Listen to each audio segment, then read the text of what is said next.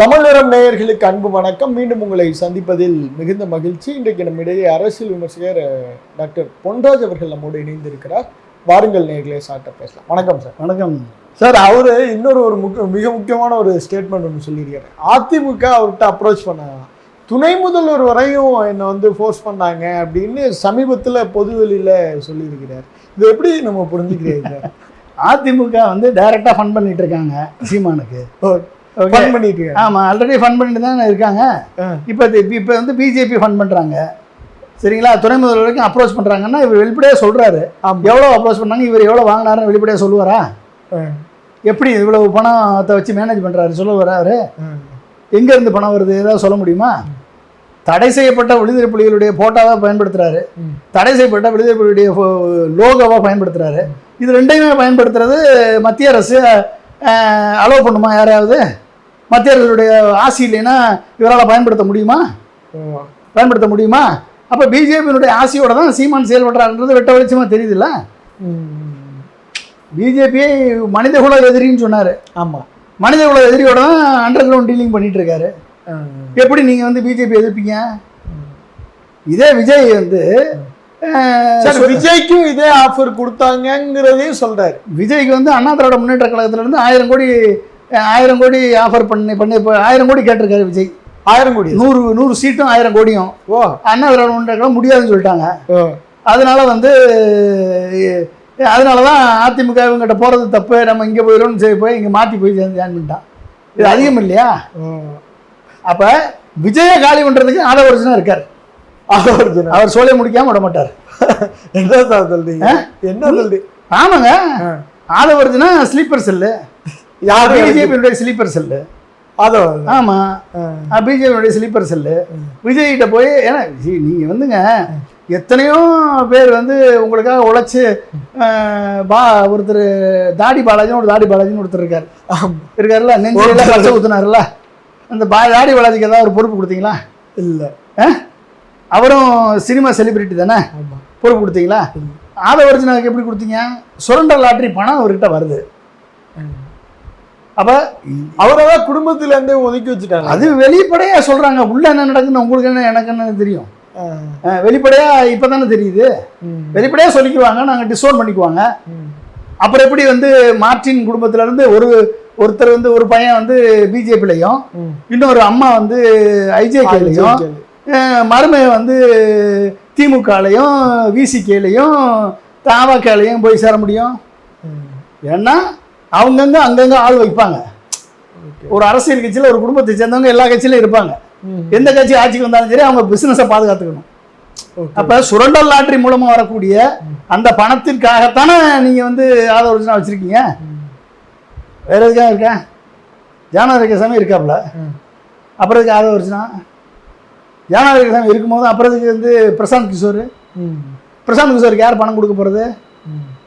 யார் கொடுக்கறதுக்கு? உங்களுக்கு ஏதாவது அக்கௌண்ட் கொடுப்பாங்களா? திமுக ஏதாவது அக்கௌண்ட் கொடுத்துச்சா உங்களுக்கு? யார் கொடுத்தது? யாரு சொல்லுங்க. இப்போ என்ன அர்த்தம் அப்படின்னா, இந்த தலைவர்களுக்கு, திடீர் தலைவர்களுக்கு அரசியல் ஞானம் கிடையாது, அரசியல் அடிப்படை புரிதல் கிடையாது. அரசியல் அடிப்படை புரிதல் இல்லாம இவர்கள் தான் தோன்றித்தனமாக இவர்கள் எதை வேணாலும் சொல்லலாம். அதை ஏற்றுக்கொள்வதற்கு ரசிகர் பட்டாளம் இருக்கிறது. அதை ஏற்றுக்கொள்வதற்கு இனத்தையும் மாதி ஜாதியையும் மதத்தையும் வெறியாக கொண்ட ஒரு கூட்டம் இருக்கு. அப்ப இந்த கூட்டத்தை இப்படிதான் ஏமாத்தணும். மதத்தை வச்சு ஒரு கூட்டத்தை ஏமாத்தணும், ஜாதியை வச்சு ஒரு கூட்டத்தை ஏமாத்தணும், ரசிகர் சினிமாவை வைத்து ஒரு கூட்டத்தை ஏமாத்தணும், இனத்தை வைத்து ஒரு கூட்டத்தை ஏமாத்தணும் என்று சொல்லி இந்த இளைஞர்களது எதிர்காலத்தினுடைய கனவுகளை இவர்கள் பொசுக்கி கொண்டிருக்கிறார்கள். இவர்களுக்கு ஏதாவது திட்டம் இருக்கிறதா? மத்திய ஆளக்கூடிய அரசு இன்றைக்கு திமுகவை ஒழிக்க வேண்டும் என்று செயல்பட்டு கொண்டிருக்கிறது. எதுக்கு ஒழிக்கணும்? ஏன்னா ஊழலை ஒழிக்கணும், அதனால ஒழிக்கணுங்கிற. ஊழல் எங்க ஒழிக்க? ஊழலை ஒழிக்கிறது சொல்ற அளவுக்கு பிஜேபியினுடைய ஊழல் 39,000 கோடியோ ஏதோ சொல்றாரு சார் அமித்ஷா. படிக்கிறாரு, ஒவ்வொரு துறையிலையும் எவ்வளவு ஊழல் இருக்குங்கிறத வெளிப்படையா போட்டு உடைக்கிறாரு. ஆமா, முதல்வர் பேரையும் துணை முதல்வர் பேரையும் வெளிப்படையா மேடையில 7.5 லட்சம் கோடி ஊழல் பண்ணாருன்னு சிஏஜி அறிக்கை சொல்லுது மோடி. 7.5 லட்சம் கோடி ஊழல் பண்ணாரு, சிஏஜி அறிக்கை சொல்லலையா? அது பேர் ஊழல் கிடையாதா? பிஎம் கேர்ஸ்னு ஒரு ஃபண்டை, பிஎம் கேர்ஸ்னு பிரைம் மினிஸ்டர் கேர்ஸ்னு ஒரு ஃபண்டை கிரியேட் பண்ணி, ஒரு ட்ரஸ்ட்டை கிரியேட் பண்ணி, அந்த ட்ரஸ்ட்டில் எவ்வளோ வந்துச்சு எவ்வளோ போச்சுன்னு நாங்கள் வந்து உங்களுக்கு கணக்கு கொடுக்க வேண்டியது இல்லைன்னு ஒரு ட்ரஸ்ட்டு, ஒரு ப்ரைவேட் ட்ரஸ்ட்டு, ஓகே ஓகே, பிரதமர் பேரில் இயங்கி கொண்டிருக்கிறது. அவர்கள் சொல்லுவார்கள் என்று சொன்னால் என்னங்க டிரான்ஸ்பரன்சி இருக்குது ஊழல் இல்லாமல்? அதில் எலக்ட்ரல் பாண்ட்ஸ் வந்து மிகப்பெரிய ஊழல் என்று சுப்ரீம் கோர்ட்டு சொல்லிச்சேன். அந்த சுப்ரீம் கோர்ட் சொன்ன சுப்ரீம் கோர்ட்டு கேஸை எடுத்து நடத்துச்சா? சொல்லுங்கள், நடத்துச்சா? இல்லை. அந்த கேஸை எப்படி ஊழல் பண்ண எலக்ட்ரல் பாண்ட்ஸை வந்து நீக்கினா போதுமா? எலக்ட்ரல் பாண்ட்ஸை இன்னெஃபெக்டிவாக பண்ணால் போதுமா? அதன் மூலமாக பிஜேபி 12,000 கோடி நிறுவனங்களை மிரட்டி சம்பாதிச்சது இடியை வச்சு. அந்த ஊழல் பண்ணப்பட்ட 12,000 கோடிக்கான சொத்தை விசாரணை பண்ணியிருக்கணுமா இல்லையா? 2G ஊழலை வந்து சுப்ரீம் கோர்ட்டுடைய மேற்பார்வையில் விசாரணை பண்ணாங்களா இல்லையா? ஆமாம். சுப்ரீம் கோர்ட் ஊழலில் நாங்கள் இல்லை என்று ராஜாவும் கனிமொழியும் வெளியே வந்தாங்களா இல்லையா வாதாடி?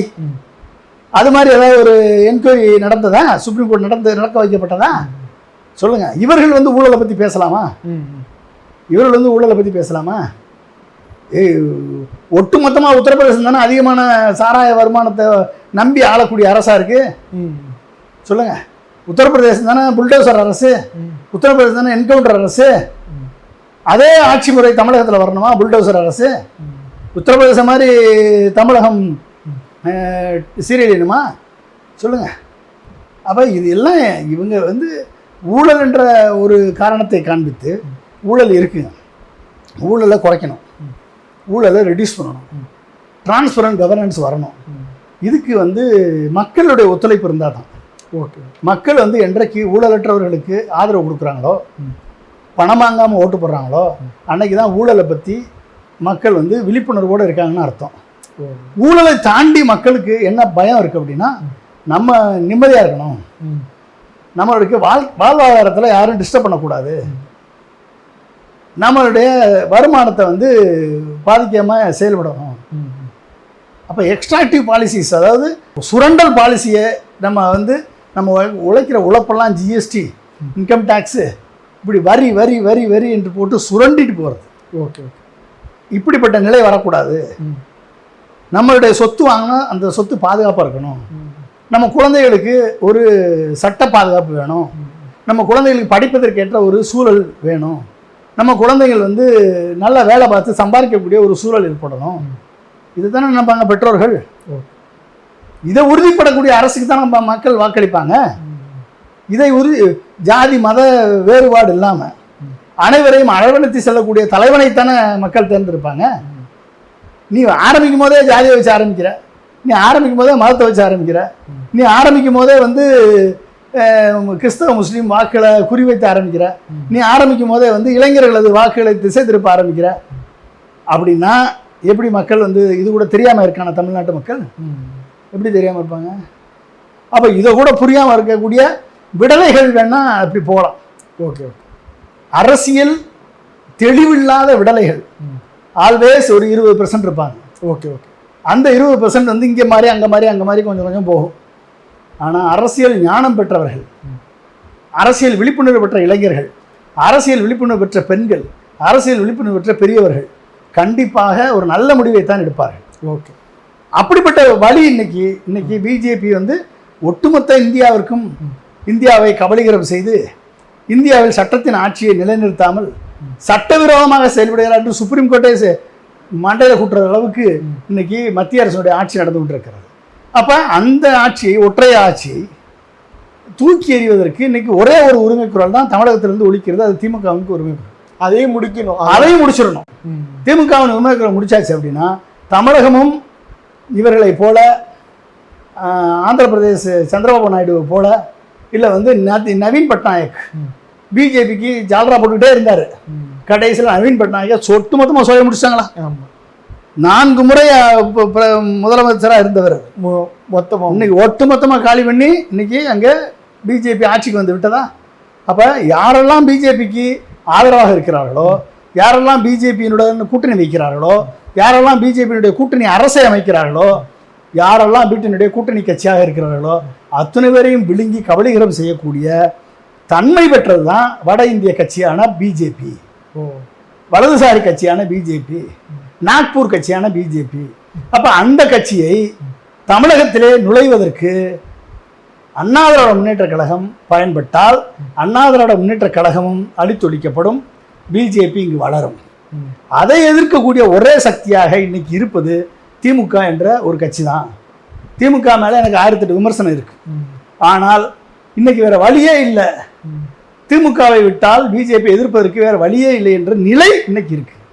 இளைஞர்களது லட்சியங்களையும் எதிர்கால கனவுகளையும் பிஜேபி என்ற கட்சி தமிழகத்தில் வந்தால் உண்மையிலேயே தமிழகத்தினுடைய இளைஞர்களது கனவு எப்படி நீட் மூலமாக தமிழகத்தினுடைய மாணவ மாணவிகளது டாக்டர் கனவு ஒன்றுமில்லாமல் ஆக்கப்பட்டதோ பிஜேபியால், அதே போல் ஒட்டுமொத்த தமிழகத்தினுடைய கனவும் ஒட்டுமொத்த தமிழகத்துடைய விவசாயமும் இண்டஸ்ட்ரியும் மேனுஃபேக்சரிங் செக்டாரும் சர்வீஸ் செக்டாரும் அழித்து ஒழிக்கப்படும், நாசமாக்கப்படும்.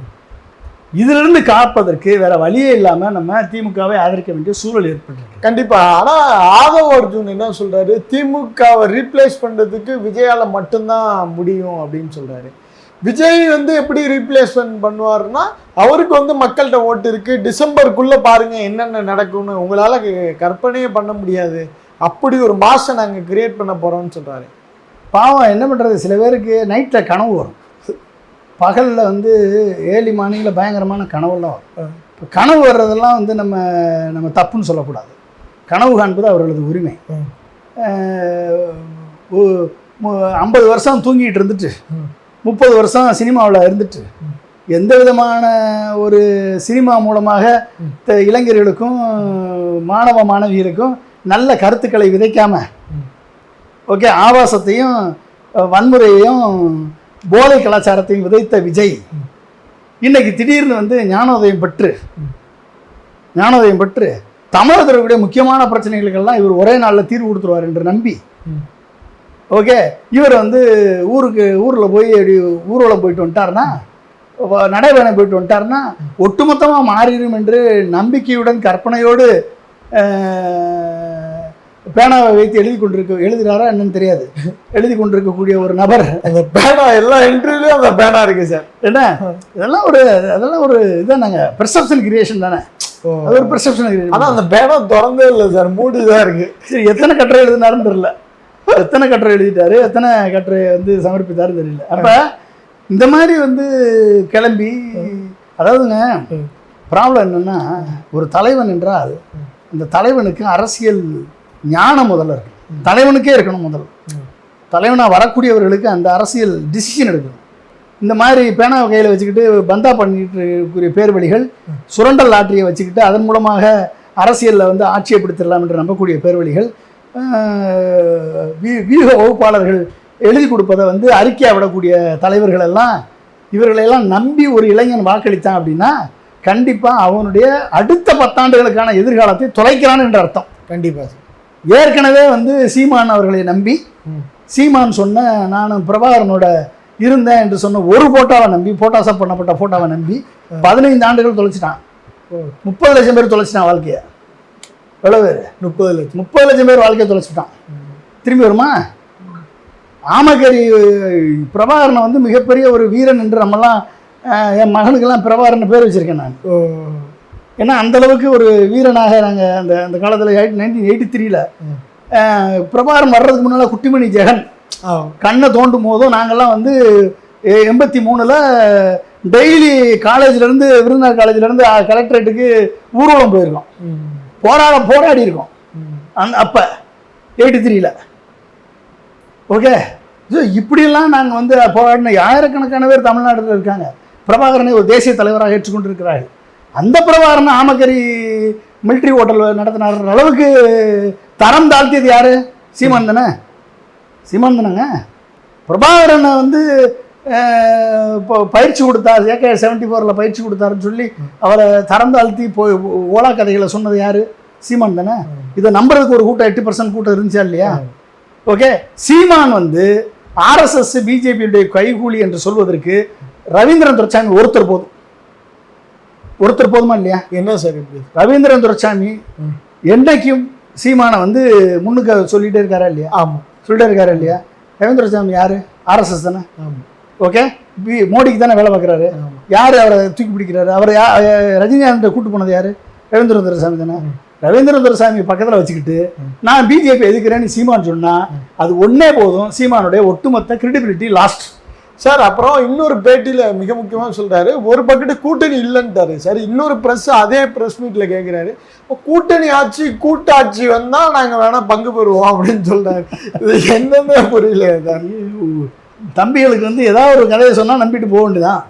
நீங்கள் வந்து கூட்டணி ஆட்சியிலையும் இருப்பார், கூட்டணியும் இல்லாமல் இருப்பார், தனியாகவும் நிற்பார்.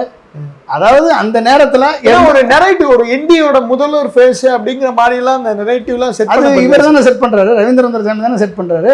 சீமானுடைய மோடியினுடைய முதல்வர் வேட்பாளர் இவர் தான், சீமான் தானே. அப்போ எடப்பாடி முதல்வர் வேட்பாளர் கிடையாதா? எடப்பாடி அப்போ நம்பி போய் ஏமாந்துருக்காரா? பிஜேபி சீமான் தான் முதல்வர் வேட்பாளர் அப்படின்னா மோடி யாருக்கு சப்போர்ட் பண்ணுறாரு? சீமான் தான், ஆஸ் பர் ரவீந்திர துரைசாமி. அப்போ நீங்கள் வந்து நயினார் நாகேந்திரன் முதலமைச்சர் வேட்பாளர் கிடையாது, அண்ணாமலை முதலமைச்சர் வேட்பாளர் கிடையாது, எடப்பாடி கிடையாது, சீமான் தான் முதலமைச்சர் வேட்பாளர். அப்போ என்ன அர்த்தம்? அவர் வந்து ரொம்ப நம்புறாருன்னு சொல்றாரு. நம்பினாருன்னா இருக்கலாம், யாரு கண்டது. ஏன்னா ரவீந்திர துரைசாமி அவர்கள் சொல்வது தானே பிரதமர் கேட்குறாரு, பிரதமர் அலுவலகம் கேட்குது. கேட்குதா சார்? ஆமாம், அதை கேட்டு தானே அண்ணாமலை இன்னைக்கு தெருவில் நிற்கிறாரு. என்ன சார் சொல்ல? ஆமாங்க, இவர் சொன்னதை கேட்டுதாங்க அண்ணாமலை தெருவில் நிற்கிறாரு. இப்போ காலியானதுக்கு அண்ணாமலை தாங்க. ஆமாம், நீ கொடுத்த டேட்டாவை வச்சு நான் எனக்கு இவ்வளவு டேட்டா இருக்கு, இவ்வளவு புள்ளி ஓரம் இருக்கு, இத்தனை மைக்ரோ லெவலில் நான் வந்து எல்லா கேஸ்டையும் நான் வந்து ஒருங்கிணைச்சிட்டேன். அது எல்லா கேஸ்ட் வந்து தேவேந்திர குல வேளாளர்கள், நாடார்கள், 116 ஜாதிகள் வரிசையாக லிஸ்ட் போடுவார்ல அவர். இத்தனை லிஸ்ட்டையும் வந்து அதிமுக இருந்து போயிடுச்சு, திமுக இருந்து போயிடுச்சு, எல்லாம் வந்து சீமானுக்கு போயிடுச்சு. இந்த லிஸ்ட்லாம் கொண்டு போய் அண்ணாமலை கொண்டு போய் கொடுத்தாருன்னா அண்ணாமலை மதிப்பான எவனாவது? அதனால தான் லிஸ்ட்டை கொண்டு போய் தூக்கி வைப்பா, நீ முதல்ல வெளியே நில்லு, நாங்கள் முதல்ல அண்ணா திராவிட கூட்டணி வச்சுக்கிறோம், கூட்டணி வச்சு அதிமுக வச்சுக்கிறோம், நீ அப்புறம் பார்ப்போன்னு சொல்லி அனுப்பி விட்டாங்க. புரியுதுங்களா? இதுதான் பிரச்சனை. ஓகே, அப்போ ஒட்டுமொத்தமாக சீமானுடைய கிரெடிபிலிட்டியை காலி பண்ணது ரவீந்திரன் துரைசாமி. ஓகே, ஒன்று. அண்ணாமலையை காலி பண்ணதும் அவர் தான். ஓகே, இந்த டேட்டாவெல்லாம் கொடுத்து. ஓகே, ஒட்டுமொத்தமாக தமிழகத்தில் இருக்கக்கூடிய விளிம்பு நிலை சமுதாய மக்கள், இந்த விளிம்பு நிலை சமுதாய மக்களுக்கு 11 வருஷம் ஆட்சியில் இருக்கு பிஜேபி, மோடி இருக்காரு. பாசிட்டிவ் சோசியல் ஜஸ்டிஸ் சொல்கிறாங்களா ரவீந்திரன் துரைசாமி. அந்த பாசிட்டிவ் சோசியல் ஜஸ்டிஸுக்கு ஏதாவது ஒரு இந்த விளிம்பு நிலை சமுதாய மக்களில் தமிழ்நாட்டில் இருக்கக்கூடிய தேவேந்திர குல வேளாளர் பேரை மாற்றி கொடுத்து, ஆமாம், குறவர், குடும்பர், ஓடர், ஒட்டப்பர், வண்ணார், நாவிதர், குயவர், இப்படி எல்லாம் வரிசையாக சொல்கிறாருல்ல. இத்தனை சமுதாய மக்கள்ல ஒரு போர்டு மெம்பர் பதவி வாங்கி கொடுத்துருக்காரா ரவீந்திர துரைசாமி? இல்லை அண்ணாமலை வாங்கி கொடுத்துருக்காரா? இல்லை மோடி கொடுத்துருக்காரா? இல்லை வந்து அமித்ஷா வாங்கி கொடுத்துருக்காரா? இவங்களுக்கு பாசிட்டிவ் சொல்கிறவங்க அவங்க ஓட்டு மட்டும் வேணும், உனக்கு அவங்க ஓட்டை மட்டும் வாங்கிடணும். இது வரைக்கும் 11 வருஷம் ஆட்சியில் இருந்திருக்காருல்ல யாரு? மோடி இருந்திருக்காருல்ல. இந்த மக்களுக்கு ஒரு போர்டு மெம்பர், 1008 போர்டு மெம்பர் இருக்கு. ரயில்வே போர்டில் மெம்பர் ஆகலாம், பதவி வரும், பவர் வரும், அதிகாரம் வரும், அரசியல் அதிகாரம் வரும். வாங்கி கொடுத்துருக்காரா? சொல்லுங்க. இல்ல சார், நம்ம ரவீந்திர துரைசாமி உங்களையும் உட்கார வச்சு ஒரு டிபேட் ஒன்று பண்ணுங்க. நீங்க கண்டிப்பா ஷோரா சார், நீங்க பண்ணுங்க. நான் கேட்கிறேன் ரவீந்திர துரைசாமி, கண்டிப்பா நீங்க பாசிட்டிவ் சோசியலிசம் சொல்றீங்கல்ல, இத்தனை பேருக்கு நீங்க 11 வருஷமா என்ன பண்ணீங்க? நீங்க சொல்லக்கூடிய லிஸ்ட் கொடுக்குறீங்களா இத்தனை ஜாதிகளுக்கு, தேவேந்திர குல வேளாளர் உட்பட அத்தனை ஜாதிகளுக்கும் மத்திய அரசனுடைய பதவிகள்ல போர்டு இருக்கு. ஏதாவது ஒரு போர்டுல ரயில்வே போர்டு மெம்பர் இல்ல ரயில்வே போர்டு சேர்மன் தமிழ்நாட்டில் இருந்து 116 பேருக்கு இல்ல 116 ஜாதி இருக்கு, 116 ஜாதிக்கு பிஜேபி வந்து பாசிட்டிவ் சோசியல் ஜஸ்டிஸ் கடைபிடிச்சது, இவங்களுக்கெல்லாம் நாங்க பதவி கொடுத்துருக்கோம். சொல்லுங்க ஒரு லிஸ்ட். நீ உங்களெல்லாம் எதுக்காக சார் இந்த காணொலி அவர் கண்டிப்பா பாப்பாரு. நம்ம நான் கேட்கிறேன், அது ரவீந்திர சாமி கேட்கறதான். எத்தனை காணொலியில நேரடியாக அவர் கூட இருக்கும்போது சொல்லி கேட்டிருக்கேன் நான். இவர் செய்ய முடியுமா அவரால்? என்ன பாசிட்டிவ் சோசியல் ஜஸ்டிஸ்? என்னங்க பாசிட்டிவ் சோசியல் ஜஸ்டிஸ்? நீங்க வந்து சீமான் வந்து ஓரளவுக்கு நல்லா பேசக்கூடிய தலைமை ஆற்றல் மிக்கவர். சீமான் வந்து ஒரு தமிழ் தேசியத்தை நல்லா கருத்தை வலுவாக எடுத்து சொல்லக்கூடியவர். அவர் ஒண்ணுமில்லாம ஆக்குனதே இவர் தானே. பிஜேபி, ஆர்எஸ்எஸ், பிஜேபி, ஆர்எஸ்எஸ், மோடியினுடைய செல்வாக்கு இருக்கு, மோடியினுடைய பார்வை சீமான் மேல இருக்குன்னு சொல்லி சீமான் மேல காவி சாயத்தை பூசினதே இவர் தானேங்க. சீமான் இன்னைக்கு வெளிப்பட்டு போய் நிக்கிறதே காரணமே அவர் தானே. இல்லைன்னா சீமானுக்கு வந்து நீங்க வேணாம், நீங்க 2026 எலெக்ஷன்ல சீமான் எந்த அளவுக்கு போவாரான்னு பாருங்க. அதுக்கு எப்படி அண்ணாமலையை தெருவில் விட்டாங்களோ அதே மாதிரி இவரையும் தெருவில் விட்டுருவாங்க. விஜய் தப்பிச்சிட்டாரு இவர்ல இருந்து. யாரு இருந்து? ரவீந்திர துரைசாமி. புரிஞ்சுங்களா? விஜய் வந்து யார்கிட்ட போய் மாட்டிக்கிட்டாரு? ஆதவர்ஜனாட்ட போய் மாட்டிக்கிட்டாரு. பிரசாந்த் கிஷோர்கிட்ட போய் மாட்டிக்கிட்டாரு. பிரசாந்த் கிஷோரும் ஆதவர்ஜனாவும் மோடியினுடைய ஸ்லீப்பர் செல்லு. புரிஞ்சுட்டீங்களா? மோடியினுடைய ஸ்லீப்பர் செல்லு ஒய் பாதுகாப்பு வந்து புஷி ஆனந்த் வந்து பிஜேபியுடைய ரூட் கனெக்ஷன் மூலமாக வாங்கி கொடுத்து பிஜேபியை வந்து மோடியை மயிலரகால் தடவி எதிர்ப்பாரு, கொள்கை எதிரிய. ஓகே, அரசியல் எதிரி திமுகவை எப்படிங்க நீங்க வந்து என்னங்க, அதாவது வர்றவன் போறவன்லாம் வந்து ஒரு நிலைப்பாடு இல்லை, கொள்கை இல்லை, ஒரு தைரியமாக எதிர்க்கக்கூடிய வல்லமை இல்லை. ஃப்யூச்சரில் இவ்வளவு தோல்விகள் இருக்குது, இவ்வளோ பிரச்சனைகள் இருக்குது, இந்த பிரச்சனையை சால்வ் பண்ணக்கூடிய நான் வந்தால் இளைஞர்களுக்கு, மாணவர்களுக்கு, இளம் பெண்களுக்கு, விவசாயிகளுக்கு, தொழிலாளர்களுக்கு, மீனவர்களுக்கு, விளிம்புநிலை சமுதாயத்திற்கு நான் வந்தால் இதெல்லாம் சரி பண்ணுவேன்னு சொல்லக்கூடிய திட்டம் இல்லை. உங்கள்கிட்ட ஒன்றுமே இல்லையே, சரக்கே இல்லையே. எப்படி அவனா எழுதி கொடுக்குறது பேசினா என்ன ஆகும்? சீமான் மாதிரி மாட்டிக்கிறோம். எழுதி கொடுக்குறத பேசினா இன்னைக்கு வாட்ஸ்அப்பில் ஒரு மெசேஜ் வரும், உடனே ஒரு சீமான் அழகாக கதை திறக்க பேசிடுவார். நாளைக்கு அதுக்கு எதிராகவே அவரே பேசுவார். பேசியிருக்காரா இல்லையா? அவர் பேசுனதுக்கு எதிராகவே அவரே பேசுவார். அப்போ என்ன தலைவன்? அங்கே தானே நீங்கள் ஓட்ட விழுந்துடுறீங்க. விஜய் எப்படி பேசுவார்? இதுவரைக்கும் விஜய் பேசின 4 ஸ்பீச், 4 ஸ்பீச்லையுமே நம்பிக்கையே இல்லையா, ஹோப்பே இல்லையா? அந்த 4 ஸ்பீச்சுமே வன்மம் தானே விதைக்கப்பட்டிருக்கிறது. அந்த 4 ஸ்பீச்லையும் இளைஞர்களுக்கு என்ன நம்பிக்கை? 4 ஸ்பீச்லையும் என்ன இன்ஸ்பிரேஷன் சொல்லுங்க? என்ன இன்ஸ்பிரேஷன்? அந்த 4 ஸ்பீச்லையும் என்ன ஒரு ஹோப் வந்து ஜாக்டோ ஜியோ ஊழியர்களுக்கு கிடைச்சது? அந்த 4 ஸ்பீச்லையும் என்ன ஓல்டேஜ் பென்ஷனை ரிவைவ் பண்ணுறதுக்கு என்ன நம்பிக்கை கிடைச்சது? அந்த 4 ஸ்பீச்லையும் விளிம்பு நிலை மக்களுக்கு, இஸ்லாமிய சிறுபான்மை மக்களுக்கு என்ன பாதுகாப்பு கிடைச்சது? சொல்லுங்க. நான் வந்தால் இதை செஞ்சிருவேன்னு சொல்லுங்க. திமுக கொள்கையும் அதிமுக கொள்கையும் விஜய் கொள்கையும் ஒன்று தான் அப்படின்னு சொல்றதுக்கு நீங்க எதுக்கு? திமுக அதிமுக விட நீங்க திமுக அதிமுக நலத்திட்டங்கள் செய்ததை விட நீங்க செஞ்சிருவீங்களா நலத்திட்டம்? கண்டிப்பா. அவங்கள விட நீ வந்து நான் பொருளாதாரத்தை எப்படி தமிழகத்தை உயர்த்துவேன் சொல்ல முடியுமா? அவங்கள விட இந்த பிரச்சனைகளுக்கெல்லாம் நான் தீர்வு கொடுப்பேன் சொல்ல முடியுமா? நீங்க சொல்லுவீங்களா? சொல்லுங்க. எதுவும் சொல்ல மாட்டீங்க.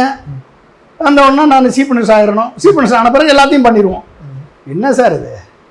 தமிழ்நாட்டு மக்கள் அந்தளவுக்கு முட்டாள? இளைஞர்கள் அந்தளவுக்கு, தமிழ்நாட்டுடைய இளைஞர்கள் 2 கோடி பேர் இருக்கான். இந்த 2 கோடி பேருக்கு மதிப்பு கூட்டப்பட்ட வேலை வாய்ப்பு கொடுப்பதற்கு என்ன நடவடிக்கை எடுத்திருக்கீங்க சொல்லுங்க. அட்லீஸ்ட் முதல்வர் ஸ்டாலினாவது நான் முதல்வன் ஸ்கீம் போட்டு ஒரு 39 லட்சம் பேருக்கு ஒரு வேல்யூ அடிஷன் உருவாக்கியிருக்காரு. வருஷம் தோறும் அதை உருவாக்க அவருடைய வாழ்க்கை தரம் மேம்படும். பிரச்சனைகள் இருக்கு. அந்த பிரச்சனைகளை சரி பண்ணுவதற்கு, உரிமை குரலாக ஒழிப்பதற்கு, உங்களுக்கு உரிமைகள் நசுக்கப்படும் போது உங்களுக்காக ஒழிக்கக்கூடிய குரலாக இன்னைக்கு அவர் ஒருத்தர் தான் இருக்கார். அவர் ஒருத்தர் தான் இருக்காரு. புரியுதா? வேற யாராவது சொல்லுங்க. நீங்க எடப்பாடியை நம்பி பேச முடியுமா? இல்லை சீமானை நம்பி பேச முடியுமா? இல்லை விஜயை நம்பி பேச முடியுமா? இல்லை அண்ணாமலையே நம்பி பிஜேபியை நம்பி பேச, எந்த கட்சி நம்மளை அப்ரோச் பண்ணுதோ அந்த கட்சியை நம்பி பேச முடியுமா? சொல்லுங்க. யாராவது சொல்லுங்க. ஏற்றுக்குவோம். கண்டிப்பாக ஓட்டு போடுவோம். நாங்கள் ரெடியாக இருக்கோம். நான் வேற ஒன்றும் இல்லைங்க. ஏடிஎம்கே கூட்டணி, ஏடிஎம்கே பிஜேபி கூட்டணிக்கு நாளைக்கு தமிழக மக்கள் ஓட்டு போட்டு ஜெயிக்க வைப்பாங்க. நான் சொல்கிறத மட்டும் செய்ய சொல்லுங்க. நான் ஏற்கனவே சொன்னேன், இன்னைக்கு முதல்வர் கூட அதை சொல்லியிருக்காரு சட்டசபையில். நான் சொன்னேன், சரி நீங்கள் வந்து காமன் மினிமம் ப்ரோக்ராம் யார் பண்ணுவான்? கூட்டணி அரசு தானே காமன் மினிமம் ப்ரோக்ராம் பண்ணுவாங்க. ஆமாம் ஆமாம். இப்போ கூட்டணி அரசு காமன் மினிமம் ப்ரோக்ராமை ஏற்றுக்கொண்ட எடப்பாடிக்கு இது கூட்டணி அரசு இம்ப்ளிமெண்ட் பண்ணக்கூடியது தான் காமன் மினிமம் ப்ரோக்ராம் கூட தெரியலையா? எடப்பாடி தெரியல. அப்போ என்ன எடப்பாடி எப்படி நம்ம மக்கள் ஓட்டு போடுவான்?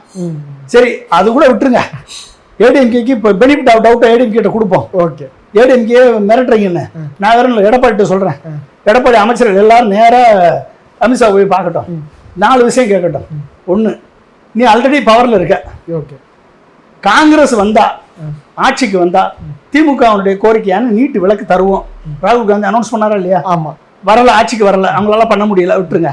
திமுக ஃபெயிலியர். திமுக ரகசியம் இருக்கு, அந்த ரகசியம் ஃபெயிலியர் ஏற்றுக்குவோம். நீங்க இன்னைக்கு பதவியில் ஆல்ரெடி இருக்கு பிஜேபி. ஓகே. எங்களுக்கு ரொம்ப கஷ்டமா இருக்குங்க கூட்டணி வைக்கிறதுக்கு. உள்ள தொண்டர்கள்லாம் ஏற்றுக்க மாட்டான். நீட்டை மட்டும் விலக்கி தமிழ்நாட்டுக்கு விலக்கி கொடுத்துருங்க. நாங்கள் கேட்கறது 85% சீட்டுக்கு தான். தமிழ்நாடு கவர்மெண்ட்டு சட்டத்தால் உருவாக்கப்பட்ட எம்ஜிஆர் மெடிக்கல் யூனிவர்சிட்டியில் இருக்கக்கூடிய 85% ஸ்டேட்டுக்கு நீட்டு விலக்கி கொடுத்துருங்க. 1 வாங்கி கொடுத்துருங்க எடப்பாடி. 2, மும்மொழி கொள்கையை எங்கள் மேலே திணிக்காதீங்க. நாங்கள் இருமொழி கொள்கையை ஃபாலோ பண்ணுறோம். நாங்கள் வந்து எப்பயும் விட்டு கொடுக்க மாட்டோம். நேரு எங்களுக்கு உறுதிமொழி கொடுத்தாரு. அதே உறுதிமொழியை உங்க மோடி. நரேந்திர மோடி கொடுக்க சொல்லுங்க. 2 முடிஞ்சு போச்சா? 3வது சமஸ்கிருதத்தை திணிப்பதற்கான அடிப்படை கல்வி தான் NEP 2020. ஓகே. சமஸ்கிருதத்தை இருக்கக்கூடிய நேஷனல் எஜுகேஷன் பாலிசி எங்களுக்கு வேணாம், நாங்கள் எங்களுக்கான எஜுகேஷன் பாலிசி வச்சுக்குவோம், அந்த விளக்கம் கொடுங்க. 3வது டீலிமிட்டேஷனில் இந்த தமிழகம் பாதிக்கப்படக்கூடாது. டீலிமிட்டேஷனில் எப்படி டாக்ஸ் டெவல்யூஷனில் ஃபாலோ பண்ணக்கூடிய வெயிட்டேஜ் ஃபார்முலாவை ஃபாலோ பண்ணுங்கள். தமிழ்நாட்டுக்கும் எம்பிக்கள் கூடும், உத்தரப்பிரதேசத்துக்கும் கூடும், பீகாருக்கும் கூடும், எல்லாரும் கூடும். இதை ஃபாலோ பண்ணுங்க. ஓகே. இந்த 4 மட்டும் எடப்பாடியை வாங்கிட்டு வர சொல்லுங்க. தமிழ்நாட்டு மக்கள் ஒட்டு மொத்தமாக நான் உட்பட எல்லாரும் சேர்ந்து ஓட்டு போட்டுருவோங்க. ஓகே. பிஜேபி கூட்டணிக்கும் ஏடிஎம்கே கூட்டணிக்கும் ஓட்டு போட்டுருவோம். கண்டிப்பாக. இந்த 4 மட்டும் வாங்கிடுவாரா? முடியாது சார். வாங்கிடுவாரா? முடியாது. அப்புறம் வாங்க சொல்லுங்க. எடப்பாடி உண்மையிலேயே அவருக்கு வந்து ஆளுமை மிக்கனவர். கூட்டணி அரசோட நீங்கள் அமைச்சிட்டு போங்க. இந்த 4 மட்டும் வாங்கி கொடுத்துருங்க. அப்புறம் நீங்கள் கூட்டணியை வச்சுக்கோங்க, நல்லா ஜாலியாக 2 பேரும் சேர்ந்து இது பண்ணுங்க, என்ன வேணாலும் பண்ணிக்கோங்க. உங்களுக்கு நாங்கள் ஓட்டு போடுறோங்க. செய்வீங்களாங்க? செய்வாரா எடப்பாடி? இது வாங்க முடியுமா இவர்கிட்ட? ஆட்சியில் ஆல்ரெடி இருக்கு, உனக்கு எதுக்கே காமன் பண்ணி போயிடாம நீ ஆட்சிக்கு வந்தால் தான் செய்வியா நீ? இப்போ மத்திய அரசாக இருக்கக்கூடிய அரசு, பிஜேபி அரசு செய்யக்கூடிய நிலையில் இருக்கிறது. நீ வாங்கி விடு எடப்பாடி. இதை செய்தீர்கள் என்று சொன்னால் உண்மையிலே எடப்பாடி ஆளுமை மிக்க நபர். கண்டிப்பாக சார். உண்மையிலே எடப்பாடிக்கு தமிழக மக்கள் சப்போர்ட் பண்ணணும். பண்ணிடுவோம், எல்லாரும் சேர்ந்து ஓட்டு போட்டுருவோம். கண்டிப்பாக. ஓகே. ஓகே. செய்வீங்களா? சரி, செய்யட்டும். கண்டிப்பாக சார். உங்களுடைய இந்த வாய்ப்பிற்கும் நேரத்திற்கும் நன்றி. மிக்க நன்றி. தேங்க்யூ.